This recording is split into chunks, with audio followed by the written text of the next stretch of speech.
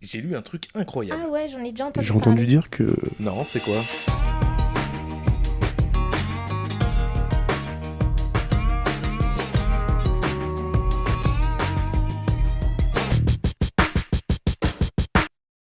Christophe Dequitte, bonjour.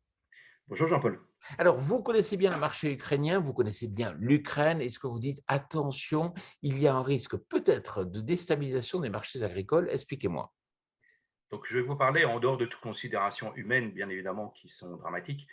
Qu'est-ce qui se passe aujourd'hui en Ukraine? C'est relativement simple. Vous avez vu que Poutine a fait un embargo sur Odessa et sur la mer Noire en général.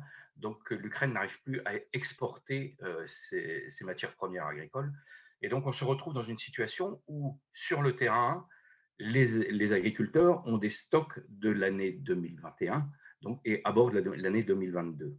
Ce qu'il faut savoir en Ukraine, c'est qu'on n'a pas des fermes comme en France. C'est-à-dire que 60% des fermes ukrainiennes sont ce qu'on appelle des agro-holdings, c'est-à-dire des fermes de 10 000, 15 000, 20 000, 60, parfois 100 000 hectares, qui sont aux mains d'industriels ou d'hommes d'affaires.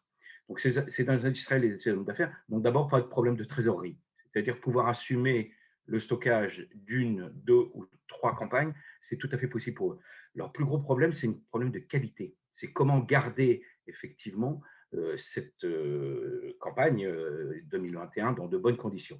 Et ils viennent de trouver quelque chose d'extraordinaire que j'avais vu ailleurs dans le monde, qui se passe en Australie comme en Argentine, c'est-à-dire ce sont des silo-bags, c'est des grands silos en plastique.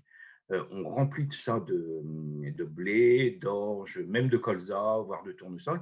Et ce que font les Ukrainiens, c'est ils les enterrent pour garder complètement, pour éviter tout problème d'humidité ou de problème avec le soleil.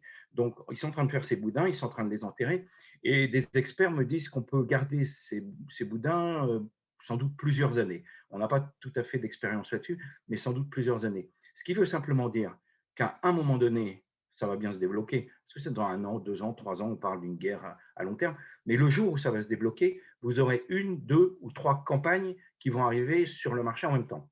Je vous rappelle, à titre d'exemple, c'est arrivé une fois dans le monde, à ma connaissance, en Argentine, le gouvernement argentin avait bloqué les exportations et les agriculteurs ont stocké dans des silos bags de ce type en plastique au moins 2 campagnes de blé, et que c'était en 2015 quand M. Macri est devenu président.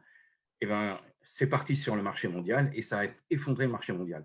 Ça veut dire aux gens qui nous écoutent, surtout soyez très prévenants et regardez bien ce qui va se passer sur le déblocage des ports et sur comment on va pouvoir exporter euh, via soit les ports de la Baltique, soit via le Danube, soit via la Roumanie.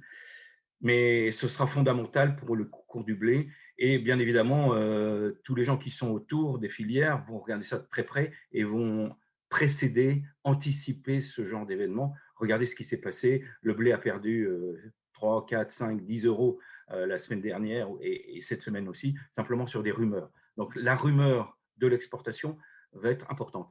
Et un tout petit point pour terminer, ils ont une grosse difficulté, ça va vous paraître incroyable. La grosse difficulté pour cette récolte, c'est le fioul. Ils n'ont pas de fioul et donc ils espèrent pouvoir récupérer du fioul pour ne serait-ce que mettre en place les machines agricoles pour pouvoir récolter leur blé. Vous imaginez, on est loin de nos campagnes françaises, mais c'est un phénomène majeur pour eux. Comment récolter et avec quel fioul? Christophe Dequitte, merci beaucoup. Un truc Ah incroyable. ouais, j'en ai déjà J'ai entendu entendu parler. dire que... Non, c'est quoi?